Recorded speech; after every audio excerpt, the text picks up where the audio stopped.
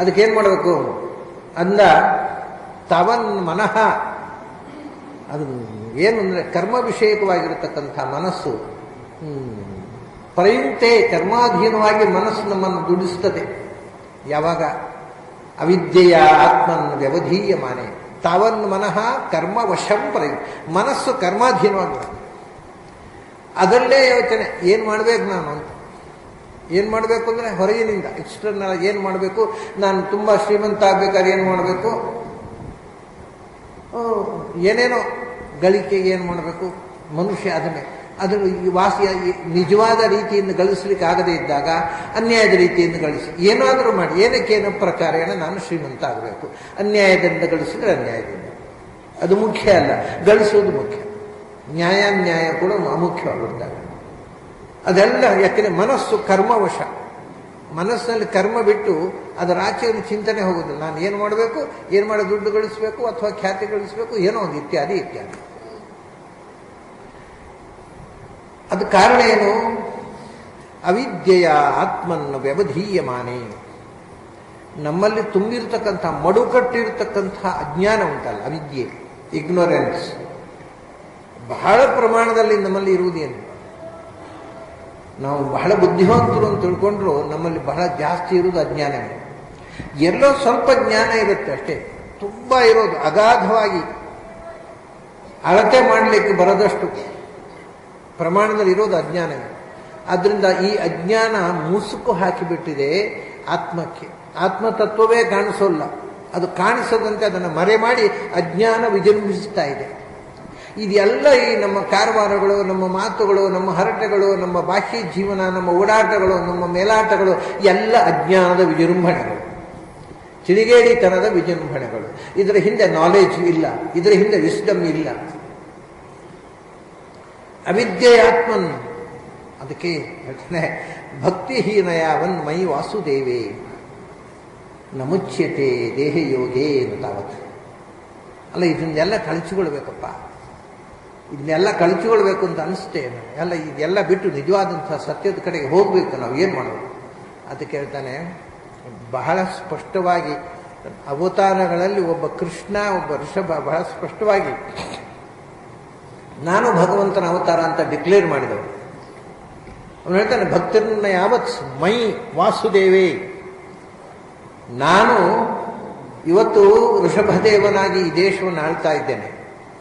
ನಾನು ಯಾರು ಅಂತ ನೀವು ಮಕ್ಕಳು ನನಗೆ ನಿಮ್ಮ ಹತ್ರ ಹೇಳಬೇಕು. ನಾನು ವಾಸುದೇವನೇ. ನಾನು ವಾಸುದೇವ ಅಂದರೆ ಆ ಶಬ್ದಕ್ಕೆ ಅರ್ಥ ಮೋಕ್ಷಪ್ರದ ಅಂತ.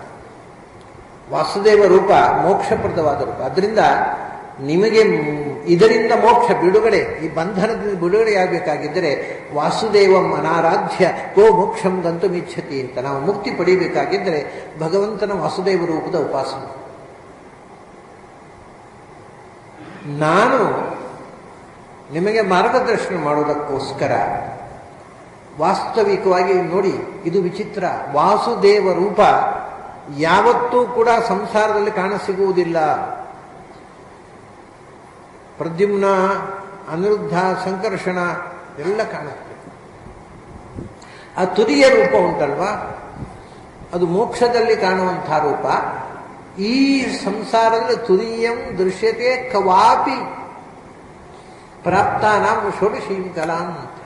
ಆತ್ಮ ಜೀವಕಲೆಯ ಸಾಕ್ಷಾತ್ಕಾರ ಆದವರಿಗೆ ಎಲ್ಲೋ ಅಪರೂಪಕ್ಕೊಮ್ಮೆ ಸಣ್ಣ ಮಿಂಚಿನಂತೆ ವಾಸುದೇವ ರೂಪ ಕಾಣಿಸ್ಬೋದು. ಫ್ಲ್ಯಾಶ್ ಅದು ಕಾಣಿಸಿದಲ್ಲಿ ಡಿಸಿಪೇರ್ ಆಗುತ್ತೆ. ಅಂಥ ಸಂಸಾರದಲ್ಲಿ ಕಾಣಸಿಗದ ವಾಸುದೇವ ನಿಮ್ಮ ಒಟ್ಟಿಗೆ ಓಡಾಡ್ತಾ ಬಂದು ನಿಂತಿದ್ದೇವೆ.